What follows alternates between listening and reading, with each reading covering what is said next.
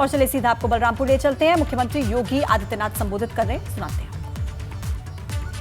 पूर्व संध्या पर इस कार्यक्रम को हम कर रहे हैं। ये पूरे भारतवासियों का और जनजातीय समुदाय के सम्मान के गौरव का प्रतीक संग्रहालय बने, इस विषय आज मैं विशेष रूप से बलरामपुर जनपद में आया हूं। भाइयों बहनों, बलरामपुर जनपद के बारे में जो मैंने पहले भी कहा, अपने गौरवशाली विरासत का प्रतीक है बलरामपुर जनपद। यहां का जनजातीय समुदाय जो बहुतायत में थारू जनजाति से जुड़ा हुआ है, हमारा जनजातीय समाज वैसे भी जो यहां पर हमारे पर्यटन और संस्कृति मंत्री कह रहे थे कि अपनी जड़ों से जुड़ा हुआ है, जंगलों की रक्षा करता है और जमीन के प्रति अनुराग भी रखता है। जड़ों से जुड़ने का मतलब अपनी विरासत को आगे बढ़ाने का कार्य करता है, विरासत पर गौरव की अनुभूति करता है। मुझे याद है आज से लगभग 15-16 वर्ष पहले मैं यहां पर आया था। महाराणा प्रताप की मूर्ति के लोकार्पण कार्यक्रम के साथ वो आयोजन हुआ था और मुझे याद है उस समय यहां के समुदाय के लोगों ने किस गौरव के साथ कहा था कि हम तो मेवाड़ के महाराणा की वंशज परंपरा के हैं, जिन्होंने विदेशी आक्रांताओं का छक्का छुड़ाने के लिए महाराणा प्रताप की सेना के साथ जुड़कर के कार्य किया था। ये गौरव की अनुभूति, यही विरासत का सम्मान है और यही विरासत का सम्मान हमें अपनी जड़ों के साथ जोड़ता है। जिसको अपनी विरासत पर गौरव की अनुभूति नहीं होती, वो अपने जड़ों को भी मजबूत नहीं कर सकता है और अपनी धरती माता की प्रतिनिधि माता भूमि पुत्रोहम पृथ्व्या के इस भाव को भी कभी मजबूती प्रदान नहीं कर सकता है। जड़ों से जुड़ने का हमारे जनजातीय समुदाय का अपना अनुभव है, एक गौरवशाली उनका अतीत है। तो जंगलों की रक्षा का भी दायित्व उन्होंने अपने कंधों पर उठाया।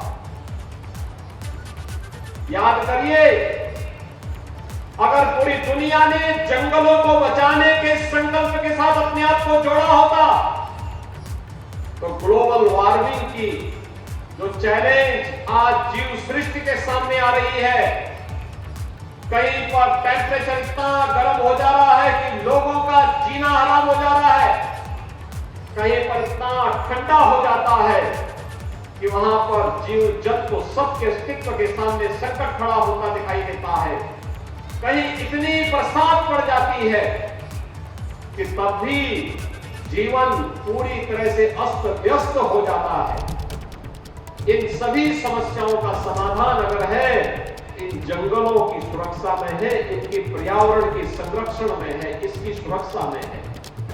और पर्यावरण का संरक्षण कैसे होना चाहिए, ये अगर जानना है तो हमारे जनजातीय समुदाय से जाकर के लोग सीखे। आपको जोड़ा होगा तो ग्लोबल वार्मिंग की जो चैलेंज आज जीव सृष्टि के सामने आ रही है, कहीं पर टेम्परेचर इतना गर्म हो जा रहा है कि लोगों का जीना हराम हो जा रहा है, कहीं पर इतना ठंडा हो जाता है कि वहां पर जीव जंतु सबके अस्तित्व के सामने संकट खड़ा होता दिखाई देता है। कहीं इतनी बरसात पड़ जाती है कि तब भी जीवन पूरी तरह से अस्त व्यस्त हो जाता है। इन सभी समस्याओं का समाधान अगर है, इन जंगलों की सुरक्षा में है, इनके पर्यावरण के संरक्षण में है, इसकी सुरक्षा में है। और पर्यावरण का संरक्षण कैसे होना चाहिए, ये अगर जानना है तो हमारे जनजातीय समुदाय से जाकर के लोग सीखे। किस आत्मीयता के साथ उन्होंने इस कार्यक्रम को आगे बढ़ाया है और कैसे उन्होंने जंगलों की सुरक्षा के साथ अपने जीवन, हमारी माता है, हम सब इसके पुत्र हैं, ये हमारे संस्कार हैं और इन संस्कारों के साथ जुड़ करके प्राचीन काल से ही हमारा जनजातीय समुदाय सदैव से जड़, जमीन और जंगल की रक्षा करके न केवल स्वयं के गौरव की अनुभूति करता, अतीत के गौरव की अनुभूति करता है, बल्कि पर्यावरण की रक्षा के साथ साथ धरती माता के संरक्षण का दायित्व भी अपने कंधों पे लेता आया है। और इसीलिए देश के यशस्वी प्रधानमंत्री आदरणीय श्री नरेंद्र मोदी जी ने जनजातीय समुदाय के प्रति सम्मान का भाव व्यक्त करने के लिए 15 नवंबर की तिथि को जनजातीय दिवस के रूप में रखा है। भगवान बिरसा मुंडा के जन्म दिवस को जनजातीय गौरव दिवस के रूप में मनाने का निर्णय किया है और आज पूरे देश के अंदर जनजातीय गौरव दिवस के रूप में 15 नवंबर की तिथि को पूरा देश मनाता है। इस दिवस को मनाने के पीछे भी यही हेतु है कि जो गौरवशाली अतीत है, देश की महान स्वतंत्रता संग्राम सेनानी बनकर के विदेशी हुकूमत की चूड़ों को हिलाने का कार्य हो या विदेशी आक्रांताओं का मुंहतोड़ जवाब देने के लिए किया गया उनका संघर्ष हो, उसका स्मरण किया जा सके, इसकी अनुभूति कराता है 15 नवंबर को जनजातीय गौरव दिवस। भगवान बिरसा मुंडा ने भी तो अपना जीवन इसी के लिए समर्पित किया था। थारू समुदाय के लोगों ने महाराणा प्रताप के सेना का हिस्सा बनकर के विदेशी हुकूमत को भारत की धरती से खदेड़ने के लिए और अंतिम दम तक लड़ने के, धरती माता की रक्षा करने, उन किसी भी प्रकार के आक्रांताओं को भारत की धरती पर बर्दाश्त नहीं करेंगे, इस संकल्प के साथ महाराणा की सेना के साथ चल करके लड़ करके भारत की सुरक्षा में, धर्म और संस्कृति की रक्षा में अपना योगदान दिया था। और आज यही कारण है भाइयों बहनों, जब हम भारत के अंदर प्रधानमंत्री मोदी जी के नेतृत्व में भारतीय जनता पार्टी सरकार के 9 वर्ष के यशस्वी कार्यकाल को देख रहे हैं, हमारे पास बहुत कुछ है कहने के लिए, बहुत कुछ है कहने के लिए। एक और वैश्विक मंच पर बढ़ रहा भारत का सम्मान। अभी परसों 21 जून को हम योग दिवस का आयोजन करेंगे, अंतर्राष्ट्रीय योग दिवस। दुनिया के लगभग 200 देश अंतर्राष्ट्रीय योग दिवस के साथ जुड़ेंगे। भारत की ऋषि परंपरा के प्रति कृतज्ञता ज्ञापित करेंगे। शरीर और मन से कैसे व्यक्ति स्वस्थ रह सकता है, इसकी आप एहसास भी करेंगे, योग के साथ जुड़कर उसका एहसास भी करेंगे। भाइयों बहनों, एक तरफ विरासत को सम्मान देने का एक कार्यक्रम, प्रयागराज कुंभ को आपने देखा होगा, दुनिया के अमूर्त सांस्कृतिक धरोहर के रूप में कुंभ को मान्यता देना, ये भी प्रधानमंत्री जी के कारण हुआ। भारत की सांस्कृतिक और आध्यात्मिक धरोहर को वैश्विक मान्यता मिल रही है, विश्व में भारत का सम्मान बढ़ रहा है। आपने देखा होगा आज ही प्रधानमंत्री जी अपने 6 दिवसीय दौरे पर दुनिया के तमाम देशों में गए हैं। मिस्र और अमेरिका की उनकी यात्रा एक बार फिर से यादगार करने वाली है।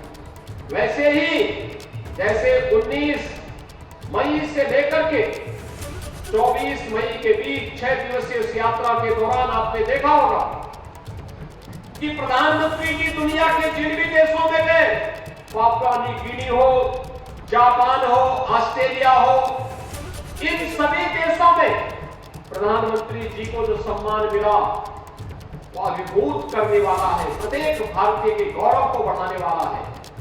आज वैश्विक मंच पर आप देखते होंगे, जहां कहीं भी संकट खड़ा होता है, दुनिया संकट मोचक के रूप में प्रधानमंत्री मोदी जी की ओर देखती है, भारत की ओर देखता है, आशा भरी निगाहों से भारत की ओर देखता है।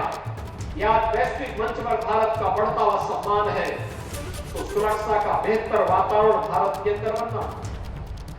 आज भारत सुरक्षित है, एक तरफ सुरक्षित भारत और दूसरी तरफ समृद्धि की ओर अग्रसर होता हुआ भारत, समृद्धि की ओर अग्रसर होता हुआ भारत। हाईवे बन रहे हैं, रेलवे का कनेक्टिविटी बेहतर हुई है, एयरपोर्ट बन रहे हैं, इंटर स्टेट कनेक्टिविटी बेहतर हुई है, गांव-गांव को सड़कों से जोड़ने का कार्य हो रहा है। हर घर बिजली और हर घर नल की योजना साकार हो रही है। लोक कल्याणकारी और गरीब कल्याणकारी योजनाओं में एक नए मानक 9 वर्ष के अंदर प्रधानमंत्री मोदी जी के नेतृत्व में भारतीय जनता पार्टी सरकार ने गढ़े हैं। भाइयों बहनों, आज से 9 वर्ष पहले एक सपना था कि गरीब को भी मकान मिलेगा, लेकिन आज ये सपना साकार हुआ है। देश के अंदर 3.5 करोड़ गरीबों को जहां आवास मिले, वहीं अकेले उत्तर प्रदेश में 54 लाख गरीबों को एक आवास प्रधानमंत्री आवास योजना के अंदर देने का कार्य किया गया है। 2 करोड़ 61 लाख गरीबों को हम लोगों ने फ्री में शौचालय की सुविधा उपलब्ध करवाई है। देश के अंदर 10 करोड़ ऐसे लोगों को सुविधा प्राप्त हुई है। भाइयों बहनों, आज से 5 वर्ष 7 वर्ष पहले गरीब के लिए उपचार एक सपना था। आज प्रधानमंत्री जन कल्याण योजना के माध्यम से आयुष्मान भारत योजना आप सबको 5 लाख रुपए की स्वास्थ्य बीमा का कवर देता है। आज इसकी कोई समस्या नहीं कि व्यक्ति बीमार पड़ा और उसके बाद परिवार में इस बात के लिए लोग दुखी है कि उपचार कैसे होगा। प्रधानमंत्री आयुष्मान भारत योजना आपके उपचार के लिए आपका सहयोग देने के लिए तैयार है। आज आप देखते होंगे कि कोरोना जैसी महामारी के दौरान दुनिया के बड़े बड़े और विकसित देश जो काम नहीं कर पाए, अकेले भारत ने वो कार्य करके दिखाया। फ्री में टेस्ट, फ्री में उपचार, फ्री में वैक्सीन और भाइयों बहनों 80 करोड़ लोगों को लगातार 3.25 वर्ष से फ्री में राशन की सुविधा का लाभ देने का कार्य भी अगर किसी ने किया है, ये प्रधानमंत्री मोदी जी के नेतृत्व में। कोई जाति नहीं देखी गई, कोई मत और मजहब नहीं देखा गया। भारत का नागरिक है, हर जरूरतमंद को राशन मिलेगा, हर जरूरतमंद को चिकित्सा की सुविधा मिलेगी, हर जरूरतमंद को अन्य सुविधाओं से आच्छादित करने का कार्य करेंगे। विकास की नई आभा के साथ हम भारत को वैश्विक मंच पर स्थापित करने का कार्य करेंगे और आज भारत उस दिशा में आगे तेजी के साथ बढ़ता हुआ दिखाई दे रहा है। भाइयों बहनों, बलरामपुर जनपद के बारे में जैसे मैं पहले भी कह रहा था, यह हम सबके लिए गौरव की बात है। आदिशक्ति मां पाटेश्वरी का आशीर्वाद सदैव से इस जनपद और इस कमिश्नरी और इस क्षेत्र के लोगों को प्राप्त होता रहा है। आदिशक्ति मां पाटेश्वरी के धाम में भी एक थारू जनजाति का एक छात्रावास संचालित होता है 1993-94। जिन परिवारों के पास जमीन नहीं होगी उनको जमीन के पट्टे उपलब्ध करवाने के कार्य होंगे। वनाधिकार कानून के अंतर्गत इस प्रकार के संशोधन किए जा चुके हैं। अभी मैं परसों सोनभद्र में था और हम लोगों ने वहां पर 11,000 ऐसे परिवार थे जिनके पास अपने पट्टे नहीं थे जमीन के। उन 11,000 परिवारों को पट्टा देने की स्वीकृति वहां पर थी। और यहां पर भी 5 गांव ऐसे थे जो बनटांगिया गांव थे। जंगल उन्होंने लगाए, लेकिन उनको कभी आजादी के बाद सम्मान और अधिकार नहीं मिल पाया। आज उन्हें राज्य सरकार ने अनुमति दे दी, राजस्व गांव की गांव के रूप में मान्यता दी। आज उनको सब कुछ अपने पास है और हमने तय किया है कि वनवासी हो, चाहे यहाँ पर थारू जनजाति हो या बनटांगिया हो, उन्हें पट्टा देने के साथ साथ सबके पास, जिनके पास अपना आवास नहीं, सरकार उनका पक्का आवास बनाने का कार्य भी करेगी। एक आवास उन सबको उपलब्ध करवाने का कार्य भी करेगी। राशन कार्ड उनको उपलब्ध करवाएगी। घर में शौचालय की सुविधा उपलब्ध करवाने का कार्य भी करेगी। निराश्रित महिलाओं को निराश्रित महिला पेंशन, जो निराश्रित बुजुर्ग हैं उनको वृद्धावस्था पेंशन, दिव्यांग जनों को दिव्यांग पेंशन उपलब्ध करवाने का कार्य सरकार भी करेगी। और हर जरूरतमंद को जो गरीबी रेखा के नीचे जीवन यापन कर रहा है, उन्हें आयुष्मान भारत की 5 लाख रुपए की स्वास्थ्य बीमा का कवर देने का काम भी सरकार करेगी। गरीब बच्चों के लिए आश्रम पद्धति विद्यालय, जो बच्चे स्कूल नहीं जा पाते, आज भी दूर दराज के क्षेत्रों में रह करके स्कूल से वंचित हैं, उन बच्चों के लिए आश्रम पद्धति विद्यालय के माध्यम से फ्री एजुकेशन के साथ साथ uniform free, bag books free, जूते मोजे भी उनको उपलब्ध करवाए जाते हैं और साथ साथ स्कॉलरशिप की सुविधा भी की जाती है, जिससे वे अच्छी पढ़ाई कर सके, आधुनिक पढ़ाई कर सके, आगे बढ़ सके और उन्हें आगे बढ़ाने के लिए अनेक अन्य कार्यक्रम चल रहे हैं। मुझे जो बताया क्या, यहाँ पे थारू बाहुल्य गांवों को बेहतर कनेक्टिविटी देने का कार्य हुआ है। कहीं सीसी रोड बनाए गए हैं, कहीं इंटरलॉकिंग के रोड बनाए गए हैं, बिजली की व्यवस्था और सोलर पैनल उपलब्ध करवाने के कार्य भी किए गए हैं, हर घर नल की योजना के साथ जोड़ने का कार्य भी हो रहा है। और साथ साथ अभी मैं देख रहा था जो प्रदर्शनी लगी हुई है, वास्तव में ईश्वर ने इन्हें एक हुनर भी दिया है। इनकी हाथ की सफाई, कितनी अच्छे ढंग से कलाकृतियों को बनाने का कार्य सभी लोग करते हैं और इसको एक मंच भी मिलना चाहिए। इसीलिए आज यहाँ पर प्रभारी मंत्री के साथ पर्यटन मंत्री भी आए हैं, समाज कल्याण और जनजाति कल्याण के मंत्री भी आए हैं। कॉमन फैसिलिटेशन सेंटर बना करके जनजातीय समुदाय अपना सामान वहां पहुंचाए, उनका दाम उन्हें मिले और फिर उसे मार्केट की सुविधा उपलब्ध करवाने का कार्य प्रशासन और शासन करेगा, जिससे इनकी आमदनी को और अधिक आगे बढ़ाया जा सके, इनकी आमदनी में वृद्धि की जा सके। ये जो संग्रहालय है, तो मुख्यमंत्री योगी आदित्यनाथ को आपने सुना, अर्थव्यवस्था का जिक्र उन्होंने किया, गर्मी का जिक्र उन्होंने किया, तमाम बातें जनता के सामने रखी।